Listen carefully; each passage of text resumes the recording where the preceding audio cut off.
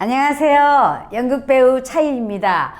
오늘부터는요, 그동안 잠시 멈췄던 그 산연기 수업을 다시 이어서 해보려고 합니다.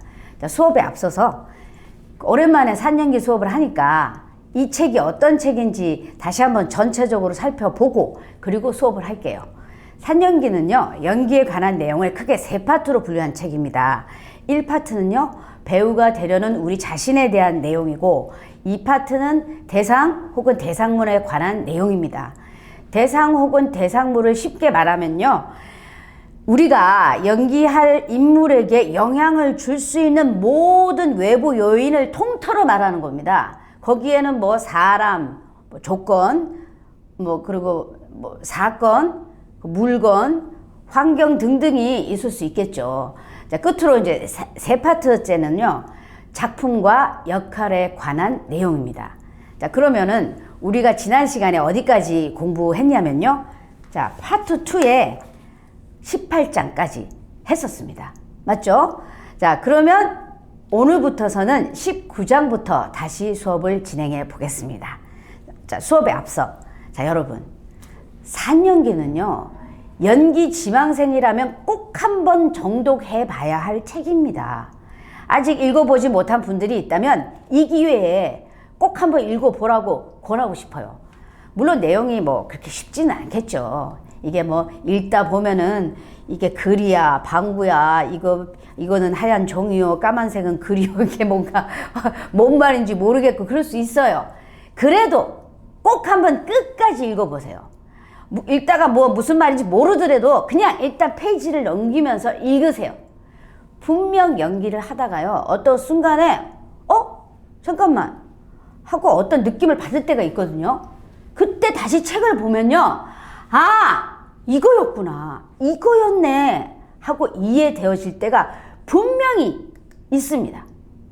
그러면서 실력이 쌓이고 느는 겁니다. 연기 단번에 잘할 수 없습니다. 네. 답답해 미치겠네. 왜 해도 안 되는 거야, 진짜. 해도 끝이 없네. 진짜. 그러다가도, 이거였네. 왜 그때 내가 몰랐지? 하고 한순간 뚝 깨닫는 순간이 와요. 이렇게 반복되는 순간들이 쌓이다 보면 그게 쌓여서 훌륭한 배우가 되어 가는 겁니다. 여러분이 지금 골치 아프고 마음적으로 힘들고 이 연기가 안 된다고 짜증이 나고, 이거는 연기를 잘하고 싶은 욕망 때문에 생기는 거잖아요. 그러니까 그거를 계속 하다 보면 뚫리는, 두들기다 보면 뚫린다 하잖아요. 그런 식으로 어느 순간 탁 깨는 순간이 오니까 포기하지 말고 계속 도전을 해봐야 되는 겁니다. 아무리 연기적으로 재능을 타고났다고 해도 노력이 없이는 지속적으로 연기를 잘할 수는 없는 겁니다. 재능으로 자신에게 좋아요, 딱 맞는 능력이 떨어져가지고 한 방에 그 역할을 잘 맡아서 뜰 수는 있어요. 예, 그런 사람 많이 봤죠? 그러면 한 번 실장은 영원한 실장인가요? 그건 아니잖아요. 그럼 다른 역할을 맡으면 계속 그 역할은 실장이 아닌데 그 실장을 할 건가요? 그 역할 변신이 안 되는 겁니다. 분명히 막히는 순간이 옵니다. 배우가 어떤 역할을 했는데 막히면 자존심 상하거든요. 연기가 그래요, 진짜로. 그러니까 모든 일이 다 그렇지만 특히 연기가 그래도 좋은 게요, 힘들고 아팠던 상처가 어느 순간 인물을 이해할 수 있는 재료가 된다는 거예요. 포기하지 않는 게 제일 중요합니다. 포기하지 마세요. 아이들을 가르치다 보면요, 결국 재능이 없어서 배우가 안 되는 게 아니더라고요. 놀랍죠? 보통 그만두는 친구들이 재능이 없어서, 저는 안 되나 봐요, 끼가 남들보다 못하나 봐요, 다 이런 식으로 외모도 얘기하고 이러면서 그만두게 되는데요. 사실 그거는 다 틀렸다고 볼 수는 없지만 그래도 핑곗거리라고 봐요, 저는. 남들과 자신을 비교하면서 스스로 조급함을 다스리지 못해서 포기하는 거예요. 그래서 배우가 되지 못하는 거예요. 자, 지금 이 방송을 보고 있는 여러분들은요, 그럴 때마다 오히려 책을 더 깊게 더 읽어보세요. 마음이 흔들릴 때 책이 진짜 도움이 많이 됩니다. 그래서 독서가 좋은 겁니다. 그리고 또 마음을 처음에는 막 이게 책을 읽으려면 몸이 막 근질근질하고 집중도 안 되고 이러는데 조금만 참으세요. 한 10분만 참으면 들어갑니다. 그러면서 몰두하게 돼요. 그래서 책이 재밌어지는 순간이 오니까요. 조금만 견뎌보세요. 자, 그럼 산연기 시작해 보겠습니다. 자, 19장 제목이 역사, 히스토리예요. 제목만 보면 좀 뜬금없죠. 갑자기 거두절미하고 역사, 히스토리. 자, 무슨 내용일까요? 우리가 인류의 역사 이러면 인류가 옛날부터 지금까지 살아온 기록을 역사라 하죠. 이때 기록은요, 살아온 시간을 기록한 거죠.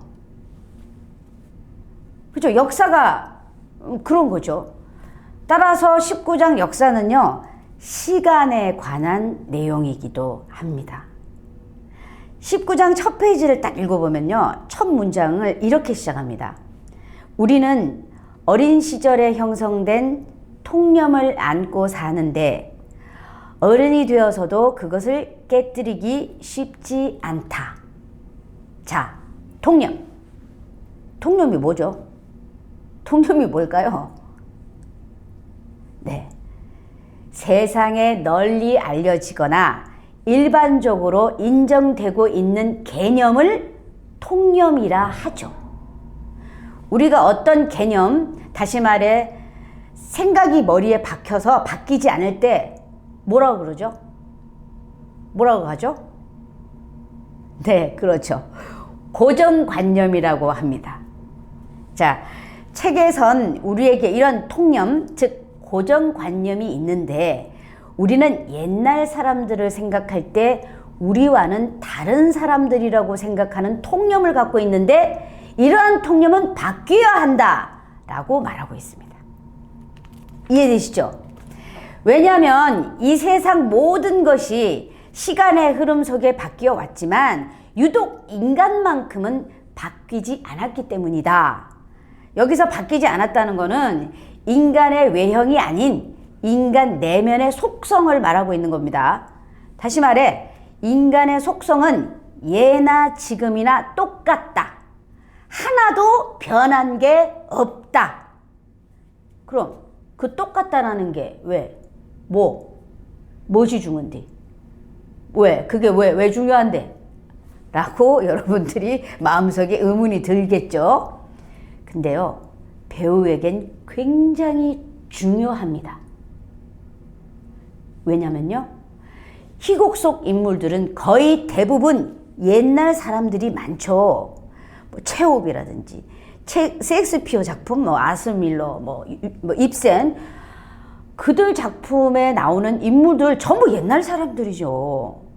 예를 들어 여러분들이 영화 명랑, 거기서 이순신 장군 역이나 영화 한거 유관순 이야기에 나오는 유관순 열사 이런 역을 맡았다 칩시다. 그 인물들 어떻게 연구해서 연기를 할 거예요?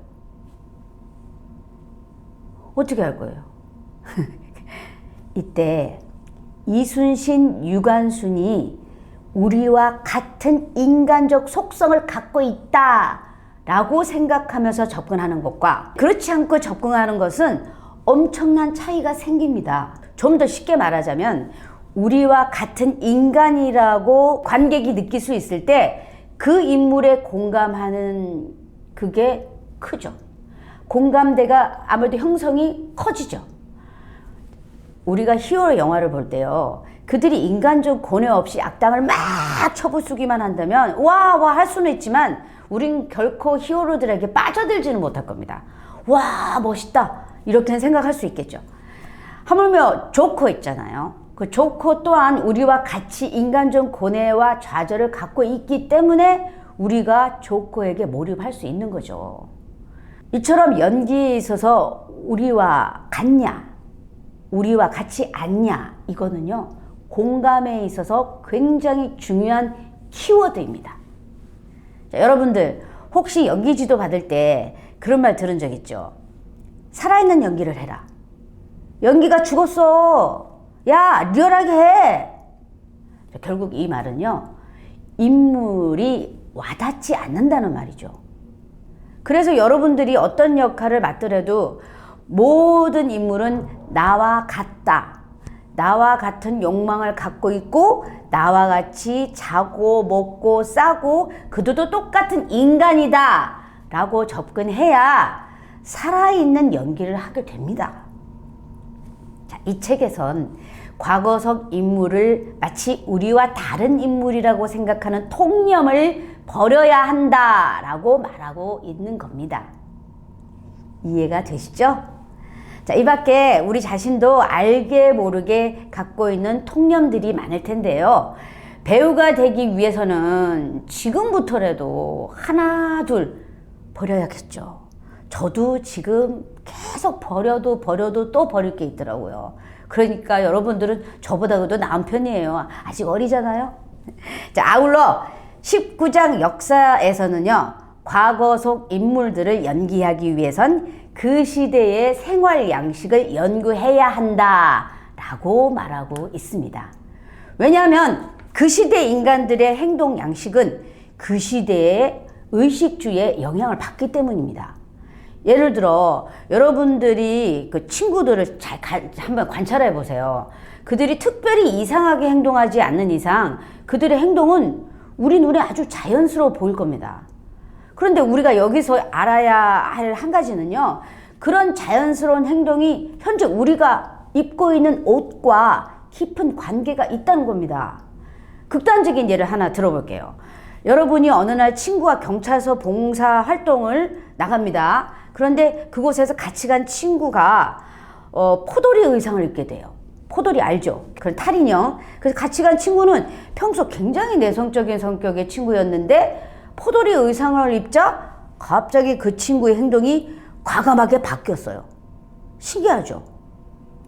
이처럼 우리는 무엇을 어떻게 입느냐에 따라 우리의 행동이 달라지는 겁니다. 여러분도 한번 생각해 보세요.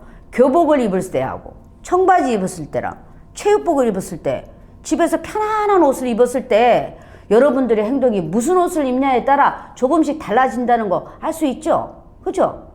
이겁니다. 그 시대의 물건, 의상, 먹거리들은요, 우리가 연기할 인물의 행동에 영향을 주니까 그것들을 연구하고 연기 연습할 때 한번 뭐 착용해 본다든지 먹어본다든지 가본다든지 어떻게 행동할지 답을 찾을 수 있다는 겁니다. 자, 역할을 연구할 때는요, 분명 생각이 필요하죠.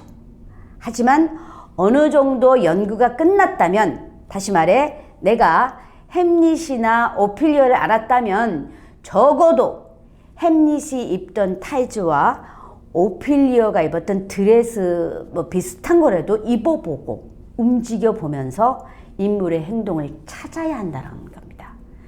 그렇게 해보는 것과 안 해보는 것에는요, 엄청난 차이가 있습니다. 분명한 사실입니다. 역사. 자, 우리의 조선시대 역사를 공부해 보면요, 그 시대의 의식주를 알 수 있죠. 19세기 러시아 역사를 공부해 보면 그 시대의 의식주와 생활 문화 등을 알 수 있습니다. 우리가 시대극에 나오는 인물을 연기할 때는 분명하게 그 시대의 역사를 공부해야 하고, 거기서 얻은 지식을 활용해서 우리가 연기를 연습할 때 접목을 한다면 누구보다 살아있는 인물을 창조할 수 있게 될 겁니다.